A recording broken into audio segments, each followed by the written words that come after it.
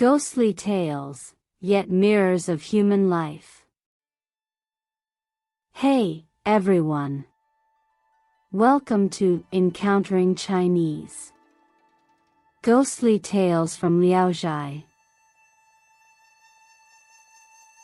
Today, I'm going to tell you a story called Wang Cheng. In Pingyuan County, there was a young man from a once prominent official family named Wang Cheng. He had a naturally lazy disposition, which led to the gradual decline of his family's fortunes. After some time, Wang Cheng's family was left with only a few dilapidated houses, and he could only lie on a mat with his wife. Due to their difficult living conditions, Wang Cheng was often subjected to his wife's reproaches. One year, during the height of summer when the weather was scorching, there was a garden outside the village that belonged to the Zhou family. Now, because the walls had collapsed and the house had fallen into disrepair, only a pavilion remained. Many people from the village sought refuge in this pavilion to escape the summer heat, and Wang Cheng was among them. One day, after daybreak, those who had been sleeping in the pavilion began to depart. Wang Cheng didn't wake up until noon. He sluggishly prepared to return home. Suddenly, he noticed a golden hairpin in the grass and picked it up to examine it closely. He discovered some small characters engraved on the hairpin. Made by Yibin Mansion. Many years ago, Wang Cheng's grandfather was a son-in-law of the Lord Heng, and as a result, many of their ancestral belongings were marked with such inscriptions. Wang Cheng held the hairpin, pondering for a moment. At that moment, an elderly woman appeared, searching for her lost hairpin. Despite his poverty, Wang Cheng was known for his integrity, so he immediately handed the golden hairpin to the old woman. She was delighted and praised Wang Cheng's character, saying, "Although this hairpin isn't worth much money, it is a memento of my deceased husband." Wang Cheng asked her, "Who was your husband?" The old woman replied, "He was the late Lord Yibin, Wang Jianji." Wang Cheng exclaimed, "Wang Jianji was my grandfather. How did you two meet and become husband and wife?" The old woman was equally surprised and said, "Are you the grandson of Wang Jianji?" "I am not a human, I am a fox spirit. 100 years ago, I was married to your grandfather. When he passed away, I retreated into seclusion. I just lost the golden hairpin he gave me, and you happened to find it. Isn't this fate arranged by the heavens?" Long ago, Wang Cheng had heard about his grandfather's fox wife, so he believed the old woman's words and invited her to visit his home. Consequently, the old woman followed Wang Cheng to his house. They arrived at Wang Cheng's home, and Wang Cheng called his wife to come out and meet their guest. The old woman saw that Wang Cheng's wife was dressed in tattered clothes and looked emaciated, her face pale and sallow. She couldn't help but sigh, saying, "Oh my! Is the grandson of Wang Jianji reduced to such a state?" She noticed the dilapidated kitchen with no sign of any cooking and asked Wang Cheng, "With such living conditions, how do you and your wife manage to sustain yourselves?" Wang Cheng's wife then recounted in detail their impoverished circumstances, and as she spoke, Tears welled up in her eyes. The old woman then handed the golden hairpin to Wang Cheng's wife and told her to use it to get some money to buy rice. She also said that she would return to visit them in 3 days. Wang Cheng tried to persuade the old woman to stay longer, but she replied, "You can't even support a wife on your own. What use could I be if I stayed here? Would you like me to sit with you and your wife, staring at the roof?" With that, the old woman left of her own accord. Wang Cheng explained to his wife the old woman's background, which left her in awe. He spoke of the old woman's kindness and asked his wife to treat her as if she were her own mother. His wife agreed. After 3 days, the old woman returned as promised. She handed over some silver coins to Wang Cheng to buy a basket of rice and a basket of wheat. At night, the old woman slept on the short bed together with Wang Cheng's wife. Initially, Wang Cheng's wife had some apprehensions about the old woman, but she soon realized that the old woman's intentions were sincere, and her doubts vanished. Early the next morning, the old woman said to Wang Cheng, "My grandson, you can't afford to be lazy anymore. You should start a small business. Sitting idly as you and your wife are now won't lead to a sustainable future." Wang Cheng explained to her that he had no capital. The old woman replied, "When your grandfather was alive, he allowed me to take any gold or silver silk I wanted. However, being an otherworldly being, I had no use for these, so I took very little. Now, I've accumulated 40 taels of silver for cosmetics. I have no use for this money either, as it has been sitting here for so long. Why don't you take it and use it to buy gauze fabric? You can take this gauze to the capital on the designated day, and you'll earn some silver." Wang Cheng heeded the old woman's advice and purchased over 50 rolls of gauze fabric. The old woman instructed Wang Cheng to prepare immediately and start his journey. She carefully calculated the timing and asked Wang Cheng to arrive in the capital within 6 or 7 days.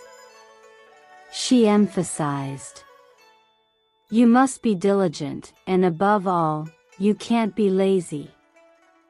You must travel as quickly as possible, without any delay. If you arrive in the capital 1 day late, you will deeply regret it." Wang Cheng obediently agreed. Carrying the goods, Wang Cheng set off on his journey.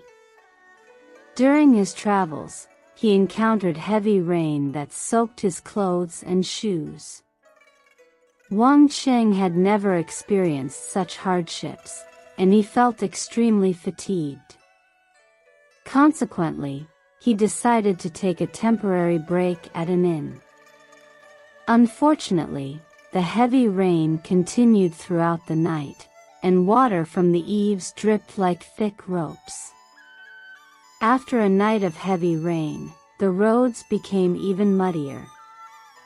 Seeing other travelers navigating the muddy path with their legs caked in mud, Wang Cheng hesitated and did not want to endure such hardship.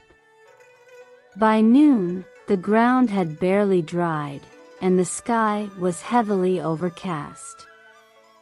Soon, a downpour began again.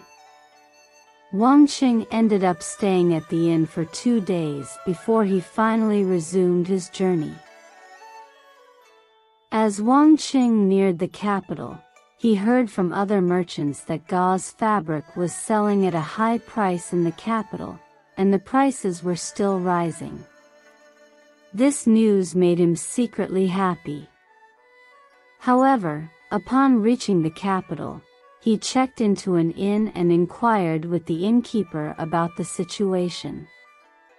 To his disappointment, the innkeeper expressed deep regret, saying that Wang Cheng had arrived too late. The reason behind this was that just before Wang Cheng's arrival, the road to the south had been newly opened, and gauze fabric deliveries to the capital were very limited. However, the noble's residents urgently needed to purchase gauze fabric, causing the price to skyrocket, even reaching 3 times the usual rate.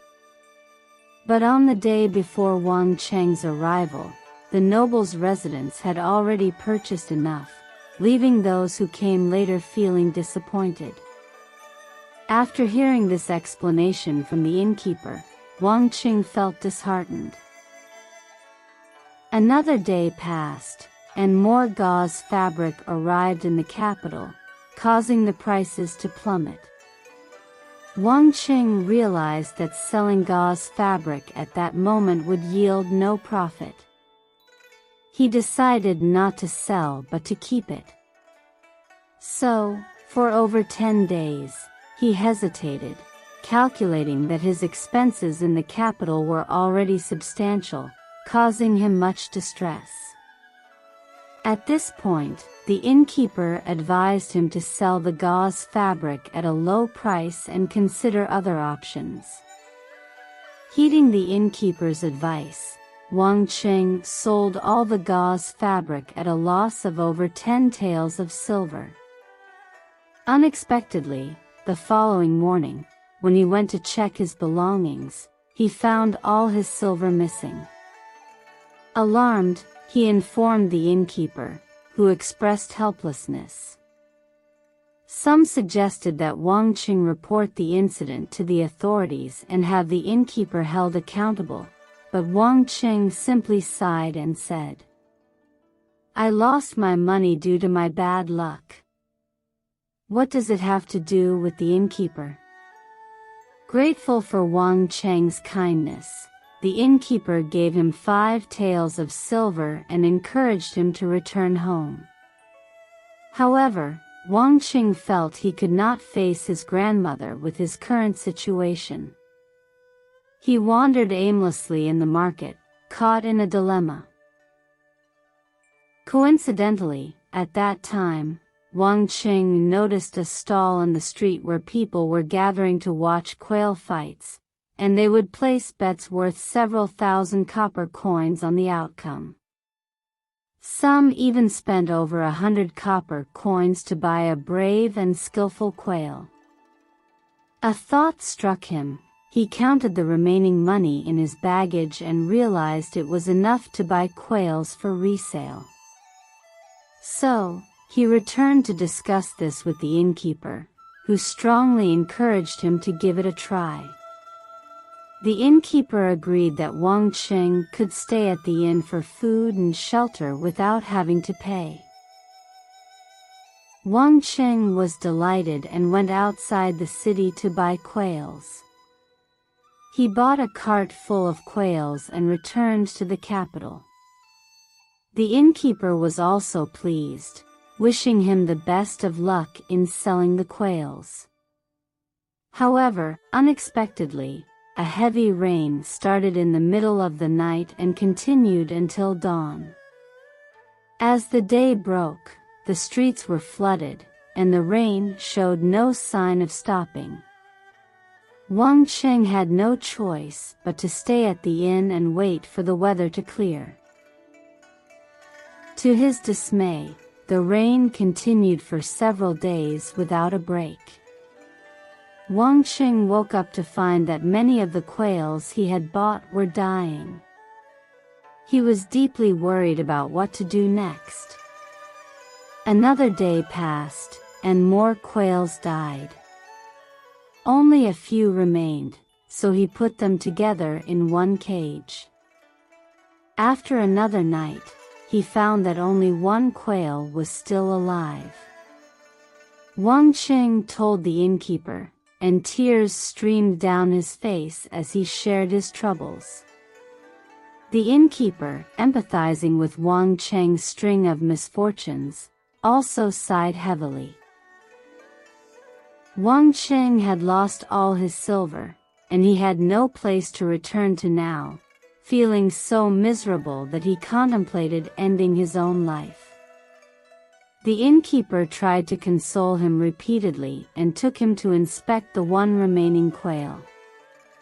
After a thorough examination, the innkeeper said, "This quail seems to be an unusual breed.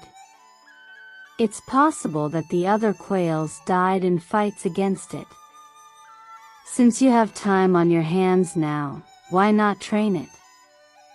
If it's indeed a good breed, you can use it for gambling to earn a living."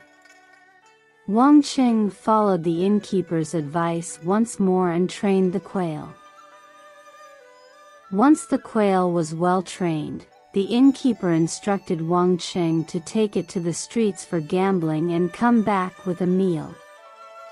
True to expectations, the quail was robust and won several fights. The innkeeper was delighted and handed more silver to Wang Cheng, asking him to challenge the local quail breeders.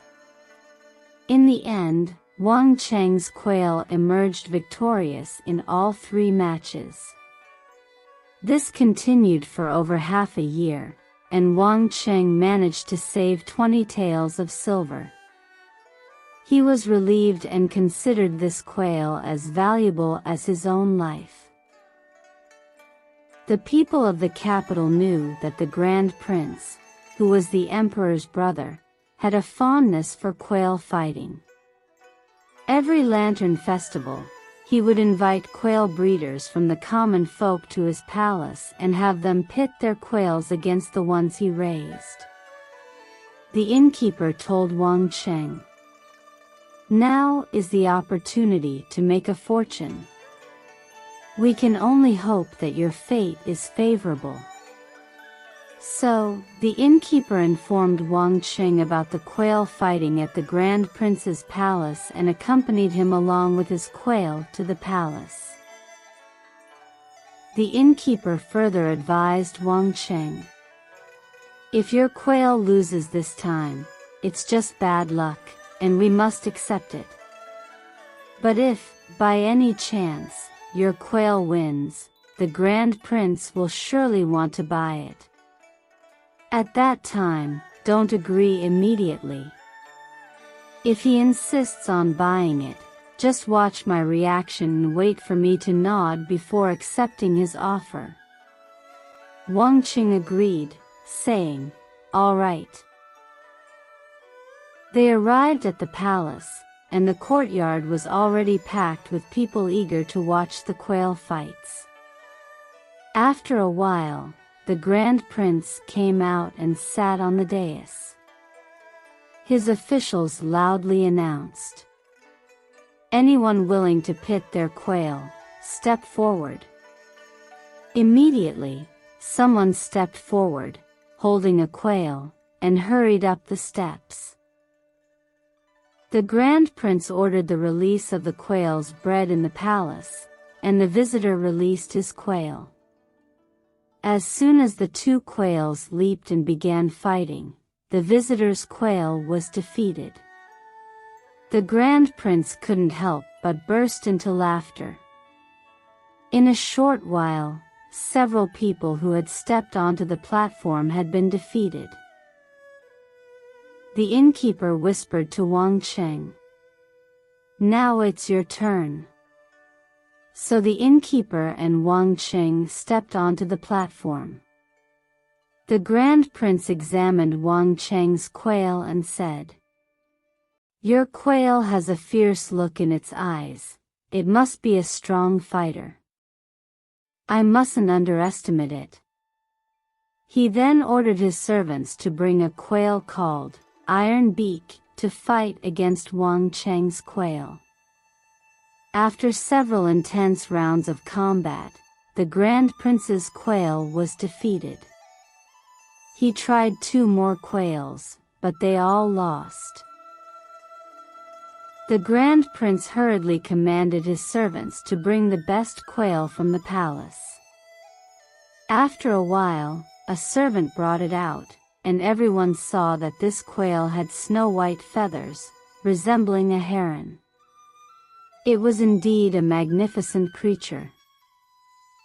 Cheng began to feel anxious and knelt down, begging the Grand Prince not to continue the fight.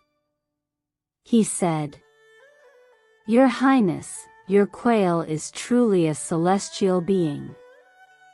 I'm afraid it might injure my quail and ruin my livelihood." The Grand Prince chuckled and replied, "Release your quail. If it dies, I will compensate you handsomely." Reluctantly, Cheng released his quail.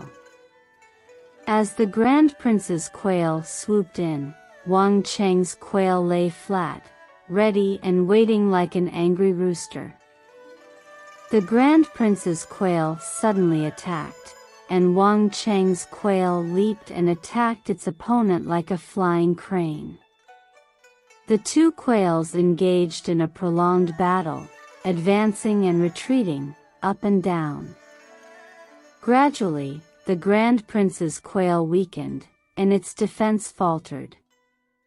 At this moment, Cheng's quail, with its newfound fury, launched a relentless assault. In no time, the Grand Prince's quail's snow-white feathers were pecked off and lay scattered on the ground.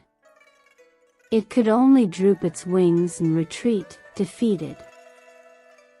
The crowd of more than 1,000 people watching couldn't help but admire Cheng's quail.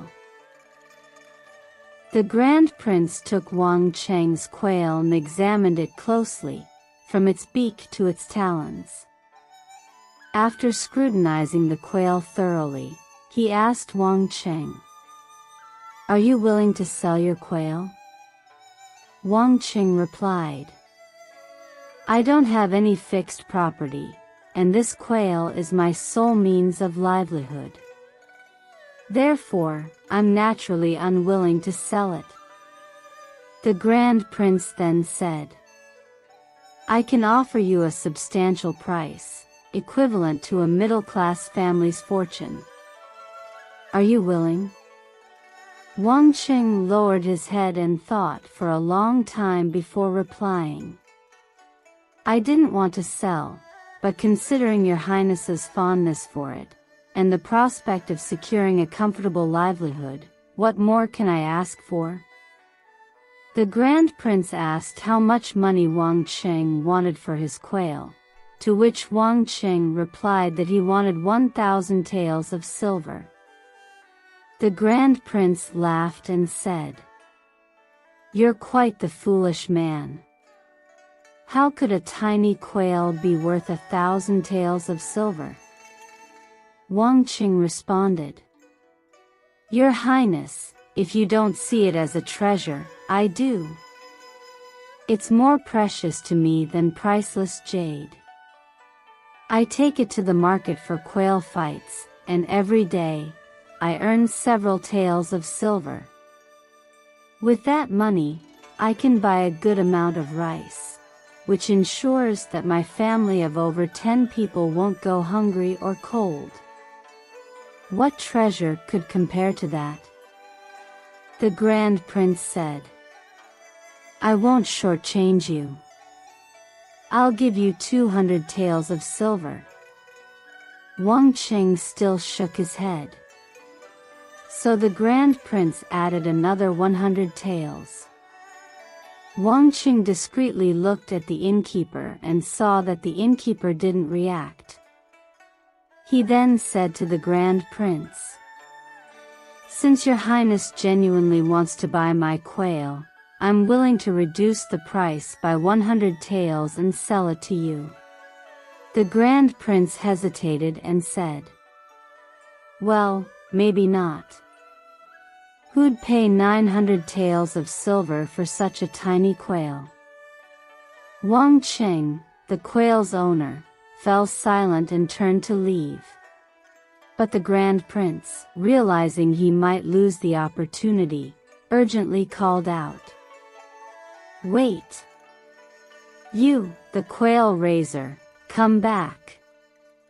I've decided to offer you 600 taels of silver for it. If you agree, let's make the deal, otherwise, I'll pass." Wang Cheng glanced at the innkeeper, who remained unresponsive. Wang Cheng was content, fearing he might lose this chance, and said, "All right, then. We'll settle the deal at this price, although I'm quite reluctant. But after all the haggling, I was worried that the sale wouldn't go through, which would offend you, Your Highness. So let's do it as you said." The Grand Prince was overjoyed and immediately instructed his servant to count out the silver and hand it to Wang Cheng. Wang Cheng packed the silver, thanked the Grand Prince, and left the palace.